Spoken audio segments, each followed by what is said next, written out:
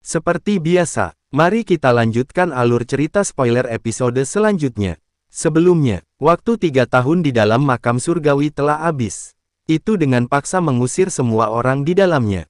Sementara itu, di luar makam surgawi, banyak sosok yang tergantung di langit di atas pegunungan hijau yang subur. Mata mereka terfokus pada ruang yang terdistorsi. Beberapa saat kemudian ruang terdistorsi tiba-tiba retak dan terbuka. Beberapa orang bergegas keluar dalam sekejap. Mulai dari anggota klan Lei, klan Yao, klan Xi, kelompok Gu Qingyang dan lainnya muncul dari ruang satu demi satu. Sebagian besar aura orang-orang ini jauh lebih kuat daripada sebelumnya. Retak ruang lain muncul di depan mata semua orang. Segera, dua sosok melayang di bawah fokus banyak mata. Mereka tiba-tiba jatuh ke tanah saat mereka muncul. Pada saat ini, mereka menemukan bahwa dua sosok ini benar-benar hampa dari kehidupan. Mereka adalah Hun Ya dan Hun Li dari klan Hun. Mereka berdua telah mati di makam surgawi. Ekspresi sejumlah orang langsung berubah ketika mereka mengenali tubuh itu. Bahkan mereka mengerutkan kening. Hah, itu Hun Ya dan Hun Li. Mata kelompok Gu Qingyang tiba-tiba berhenti pada dua sosok tak bergerak yang tergantung di langit. Mereka segera terkejut dan berseru dengan keras. Siapa yang bisa begitu kejam? Dia benar-benar membunuh dua karakter kejam ini. Gu Hua berteriak kaget. Mereka berempat berkedip. Mereka saling berhadapan. Sesaat kemudian, mereka akhirnya meneriakkan hal yang sama. Xiao Yan. Sementara kelompok ini saling berhadapan, ruang di depan tiba-tiba beriak. Segera, Xiao Yan dan Sun Er perlahan muncul. Tatapan mereka sejenak menyapu sekeliling di bawah tatapan banyak pasang mata. Tidak disangka, bahkan mayat Hun Ya dan Hun Li pun dikirim keluar. Tatapan Xiao Yan tiba-tiba tertuju pada dua mayat yang tergantung di langit. Hun Ya, Hun Li, dua kabut hitam segera langsung bergetar. Mereka berubah menjadi dua lelaki tua berjubah hitam yang menatap mayat Hun Ya dan Hun Li. Tak satu pun dari mereka menyangka bahwa keduanya, yang telah memasuki makam surgawi, akan benar-benar mati. Mata kedua lelaki tua berjubah hitam memerah. Sesaat kemudian, mata mereka tiba-tiba berbalik dan menatap Xiao Yan di langit. Mereka berdua menyadari, sebelum Hun Ya dan Hun Li memasuki makam surgawi, mereka berencana membunuh Xiao Yan di makam surgawi. Namun, Xiao Yan saat ini baik-baik saja. Xiao Yan, keduanya menatap Xiao Yan dengan tajam. Raungan marah yang mengandung niat membunuh bergema di langit. Xiao Yan mengalihkan pandangannya yang tenang saat mendengar raungan itu. Dia bertanya dengan suara samar. Apakah ada yang ingin kalian katakan? Nyawa diganti dengan nyawa. Ekspresi pria berjubah hitam sangat suram. Lengan bajunya bergetar setelah kata terakhirnya terdengar. Rantai hitam gelap langsung menembus udara kosong dan melesat tanpa ampun ke arah Xiao Yan. Ekspresi Xiao Yan tidak berubah ketika menghadapi serangan tiba-tiba. Dia maju selangkah dan melebarkan telapak tangan yang tertutup api. Kemudian dengan kuat meraih rantai hitam gelap. Api ungu coklat mengikuti rantai dan bergegas turun sebelum menyerang pria tua itu. Boom! Api dan kabut hitam meledak saat bersentuhan. Kekuatan yang dahsyat langsung memotong rantai. Bahu Xiao Yan bergetar dan angin pun hilang. Di sisi lain, lelaki tua berpakaian hitam terhuyung mundur. Jelas, dia berada dalam posisi yang kurang menguntungkan dalam pertukaran ini. Pak Tua, seseorang seharusnya tidak bersikap begitu tidak tahu malu. Xiao Yan menyingkirkan rantai di tangannya saat dia tertawa dingin. Hun Lin menstabilkan tubuhnya. Ekspresinya sangat jelek. Kekuatannya sekitar Dozun bintang 8, tetapi dia tidak menyangka Xiao Yan akan mendapatkan keuntungan. Hun Lin, ini adalah alam Gu, bukan alam Hunmu. Tetua Tong Xuan juga mengerutkan kening saat dia berbicara dengan suara yang dalam. Tong Xuan, anggota klan Hun, kami telah kehilangan nyawa mereka di tempatmu ini. Kalian semua berbagi kesalahan. Hun Lin berteriak dengan marah. Xiao Yan, aku pikir kamu harus patuh mengikutiku kembali ke klan Hun. Jika kamu benar-benar bukan pembunuh Hun Ya dan Hun Li, kami pasti tidak akan mempersulitmu. Tidak masuk akal. Xiao Yan tidak bisa menahan tawa keras ketika mendengar ini. Kedua lelaki tua ini benar-benar bodoh. Pak Tua, jika kalian tidak memiliki bukti, jangan menyerang secara acak. Bagaimanapun juga, tempat ini adalah klan Guku. Mata cantik Sun Er melirik ke arah duo Hun Lin saat dia berbicara dengan samar. Selain itu, masalah ini belum dianggap selesai. Hun Ya dan Hun Li pernah melancarkan serangan diam-diam terhadap semua orang dari klan Gu kami di makam surgawi. Kalian berdua mungkin harus memberikan penjelasan untuk ini. Segera, banyak mata di langit beralih pada dua tetua Hun. Hun Lin, apakah yang dikatakan Sun Er benar? Ekspresi tetua Tong Xuan berangsur-angsur menjadi jelek. Dia menatap Hun Li dan Hun Ya sebelum berteriak dengan suara yang dalam. Wajah kedua Hun Lin berubah saat mereka melihat Sun Er telah membalikkan keadaan. Namun, dia tetap berteriak dingin. Kata-kata yang tidak masuk akal. Kamu hanya mencoba membersihkan diri dari kecurigaan. Hari ini, kita berada di alam Gu dan kita berdua memang tidak bisa berbuat apa-apa. Namun, Xiao Yan, sebaiknya kamu ingat bahwa klan Hun pasti akan membalas dendam untuk Hun Ya dan Hun Li di masa depan.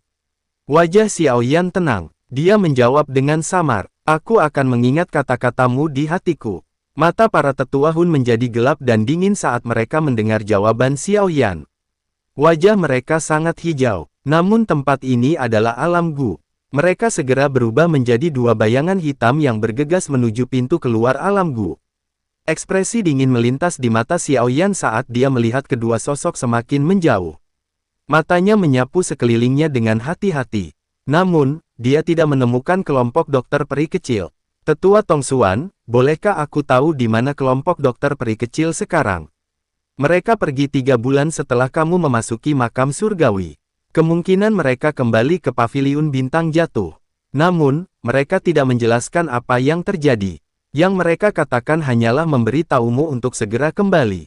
Tetua Tong Xuan berpikir sejenak sebelum menjawab. Xiao Yan mengerutkan kening saat mendengar ini. Dia segera mengangguk menghadap Sun Er. Sepertinya, sesuatu memang telah terjadi. Kali ini, aku tidak akan tinggal lama di klan Gu. Apakah kamu akan pergi bersamaku kali ini? Sun Er ragu sejenak saat mendengar ini. Dia baru saja akan menganggukkan kepalanya. Namun tetua Tong Xuan di sampingnya buru-buru berkata, Sun Er, ada beberapa masalah besar di klan Gu baru-baru ini. Setelah diskusi dengan para tetua, kamu tidak boleh meninggalkan alam Gu. Apa yang terjadi? Sun Er mengernyitkan alisnya saat bertanya. Tetua Tong Xuan ragu sejenak sebelum berkata, Alam Ling tiba-tiba disegel. Alam Ling disegel. Xiao Yan dan Sun Er terkejut. Ekspresi Sun Er langsung berubah. Tidak heran klan Ling tidak mengirim siapapun ke makam surgawi kali ini. Tetua Tong, apa sebenarnya yang terjadi? Kami tidak tahu. Kami telah mengirim para ahli untuk menyelidiki, tetapi kami gagal mendapatkan berita sekecil apapun. Tetua Tong Xuan mengerutkan kening saat menjelaskan situasinya. Jika klan Ling benar-benar mengalami malapetaka, kita harus mengambil tindakan pencegahan tambahan. Oleh karena itu, aku khawatir kamu tidak akan dapat meninggalkan alam Gu selama periode waktu ini. Sun Er mengerutkan bibir kecilnya. Wajahnya menjadi sedikit muram. Ini adalah pertama kalinya dalam beberapa tahun bahwa klan kuno benar-benar menyegel wilayah mereka untuk menyembunyikan diri. Sun Er, karena sekarang bukan waktu yang tepat, kamu harus tetap berada di alam Gu. Tempat ini adalah yang paling aman. Xiao Yan mengerutkan kening dan merenung sejenak sebelum dia berbicara dengan ekspresi muram. Tetua Tong Xuan di samping menghela napas lega ketika dia mendengar kata-kata Xiao Yan. Sun Er ragu sejenak sebelum mengangguk pelan. Teman muda Xiao Yan, tolong tinggal di alam Gu selama 1 malam. Klan Gu kami akan mengirimmu dan semua orang keluar dari alam Gu besok. Tong Xuan tersenyum saat dia berbicara. Xiao Yan tidak keberatan dengan pengaturan tetua Tong Xuan. Oleh karena itu, dia langsung mengangguk. Malam menyelimuti alam Gu. Xiao Yan berdiri dengan kedua tangan di belakang punggungnya di depan sebuah rumah bambu yang tenang. Kakak Xiao Yan. Suara lembut Sun Er tiba-tiba muncul di belakang Xiao Yan. Seketika, tangan Xiao Yan, yang berada di belakangnya, merasakan tangan yang lembut, halus, dan hangat menggenggamnya dengan lembut. Sun Er, ada hal yang perlu kubicarakan denganmu. Xiao Yan ragu sejenak sambil mengamati wajah cantik Sun Er sebelum akhirnya berbicara. Bulu mata Sun Er bergetar ketika mendengar kata-kata Xiao Yan. Wajahnya bersandar di dada Xiao Yan saat dia bertanya dengan lembut. Apakah ini masalah yang berhubungan dengan Cai Lin? Sun Er jelas merasakan tubuh Xiao Yan sedikit menegang ketika dia mengucapkan kata-kata itu. Kamu tahu tentang itu? Xiao Yan mengamati wajah tersenyum Sun Er yang mengandung kelicikan saat dia berseru kaget. Aku khawatir tentangmu dan hanya bisa tenang setelah mendapatkan informasi tentangmu. Mengingat statusku di klan Gu, ada orang yang akan mengambil inisiatif untuk menyampaikan informasi apapun tentangmu kepadaku. Cailin termasuk di antara informasi ini. Sun Er bergumam pelan. Masalah ini, kehangatan melonjak ke dalam hati Xiao Yan ketika dia mendengar Sun Er bergumam. Dia baru saja akan mengatakan sesuatu, tetapi dia hanya berhasil mengucapkan dua kata, sebelum akhirnya terdiam. Kecanggungan Xiao Yan menyebabkan Sun Er menggelengkan kepalanya sambil bergumam pada dirinya sendiri. Saat itu, aku juga sangat marah, tetapi aku masih belum bisa melupakanmu. Karena aku tidak mau melupakan, pada akhirnya aku harus bertahan. Namun, kamu tidak boleh dilepaskan begitu saja. Sun Er langsung membuka mulut kecilnya dan dengan kejam menggigit dada Xiao Yan. Kali ini, dia tidak menunjukkan belas kasihan. Bahkan sudut mulut Xiao Yan berkedut beberapa kali tanpa sadar saat dia menggigitnya. Namun, dia hanya berdiri di sana tanpa berani bergerak. Aku akan melihat apakah kamu masih berani menjadi seorang penzina di masa depan. Sun Er hanya melepaskan mulut kecilnya beberapa saat kemudian.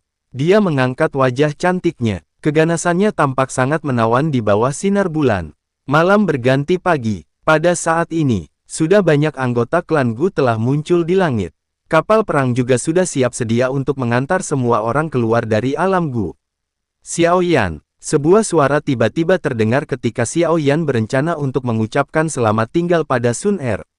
Dia menyapu matanya, hanya untuk mengetahui bahwa orang itu adalah Yao Xingji dari klan Yao.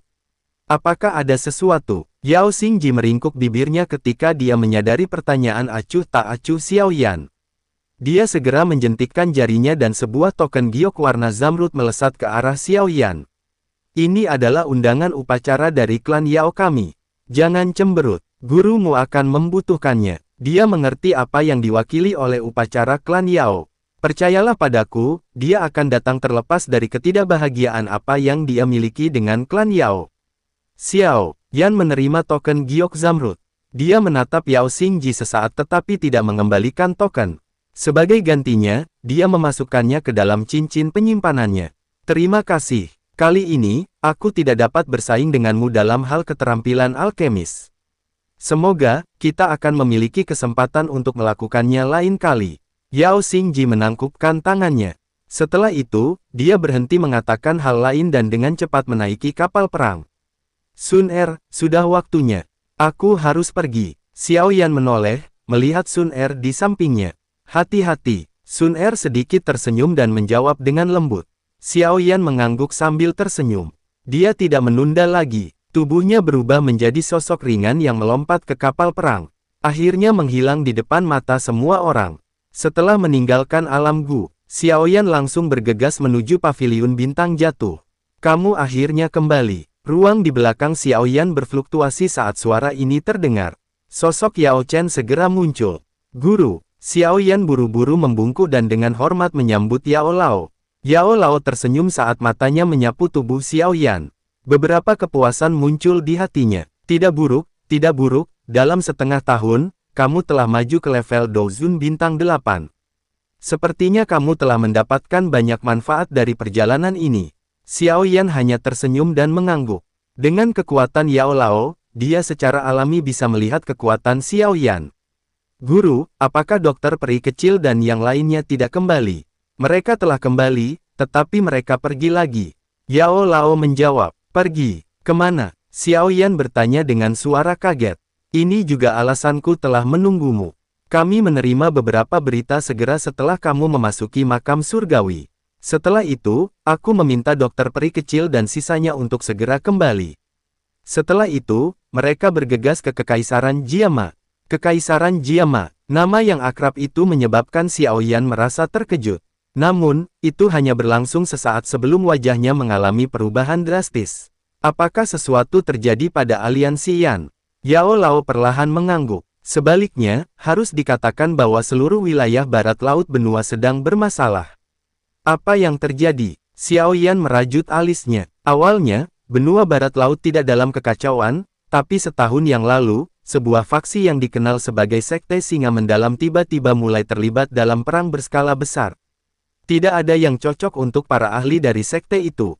Dalam waktu kurang dari setengah tahun, hampir setengah dari benua barat laut berakhir di bawah kendali mereka. Yao Lao perlahan menjelaskan dengan lembut. Sekte Singa Mendalam, apakah mereka sangat kuat? Xiao Yan mengerutkan kening dan bertanya. Meskipun Sekte Singa Mendalam dapat digolongkan di antara 10 besar di benua barat laut, itu tidak terkalahkan. Mereka mendapatkan dukungan dari Hall of Soul. Yao Lao menjawab dengan suara lemah. Hall of Soul. Xiao Yan mengerutkan kening. Mengapa Hall of Soul tidak memiliki hal yang lebih baik untuk dilakukan selain pergi ke wilayah barat laut benua dan memicu perang besar? Untuk mengumpulkan roh. Yao Lao merajut alisnya saat menjelaskan. Saat ini, benua barat laut dalam kekacauan. Sekte Singa Mendalam terus memperluas wilayah mereka. Mereka yang tidak tunduk akan dihancurkan. Ini tidak diragukan lagi sangat meningkatkan kecepatan di mana Hall of Soul mengumpulkan tubuh roh. Yao Lao melirik Xiao Yan sambil melanjutkan. Mengenai aliansi Yanmu, meskipun telah menjadi aliansi kuat di antara 3 teratas benua barat laut. Secara kekuatan, Sekte Singa Mendalam bukanlah tandingan aliansi Yan. Sayangnya, ada tambahan Hall of Soul. Ekspresi Xiao Yan menjadi suram. Hall of Soul sialan ini tidak pernah berhenti menimbulkan masalah bahkan untuk sesaat. Sepertinya, aku juga harus cepat kembali. Yao Lao tidak terkejut ketika dia mendengar kata-kata Xiao Yan. Dia mengangguk sedikit dan berkata, kali ini, aku akan mengirim beberapa tetua yang merupakan Douzun Bintang 5 ketika kamu menuju ke Kekaisaran Jiama. Selain itu, mereka mengetahui informasi lebih banyak darimu. Xiao Yan ragu sejenak sebelum mengangguk. Jangan terburu-buru dan berangkat hari ini. Wilayah dataran tengah dan benua barat laut terlalu jauh. Oleh karena itu, kita harus membangun lubang cacing yang menghubungkan paviliun bintang jatuh ke benua barat laut. Yao Lao sekali lagi berbicara. Xiao Yan mengangguk dan menghela nafas lega sebelum dia tiba-tiba mengingat sesuatu. Setelah itu, dia mengambil token giok zamrud yang diberikan Yao Xingji dan menyerahkannya kepada Yao Lao. Ini adalah undangan upacara klan Yao. Mereka memintaku menyerahkannya kepada guru. Tangan Yao Lao langsung gemetar ketika mendengar kata-kata upacara klan Yao. Dia sejenak menghirup nafas dalam-dalam sebelum perlahan menerimanya dan menyimpannya. Jangan khawatir tentang masalah ini. Kita harus membangun lubang cacing dulu. Ya, Xiao Yan mengangguk. Meskipun Yao Lao tidak banyak menampilkan ekspresi di wajahnya, Xiao Yan masih bisa merasakan bahwa hati Yao Lao tidak tenang. Aku bertanya-tanya, apa sebenarnya upacara klan Yao ini yang menyebabkan guru menunjukkan reaksi seperti itu? Yao Lao hanya tersenyum ketika melihat mata Xiao Yan yang berkedip-kedip, tetapi dia tidak menjelaskan tentang upacara klan Yao. Dia dengan lembut menepuk bahu Xiao Yan. Setelah aku selesai membangun lubang cacing, kamu akan dapat melakukan perjalanan ke wilayah barat laut benua. Sekarang, aku memikirkannya, sudah bertahun-tahun sejak kamu pergi.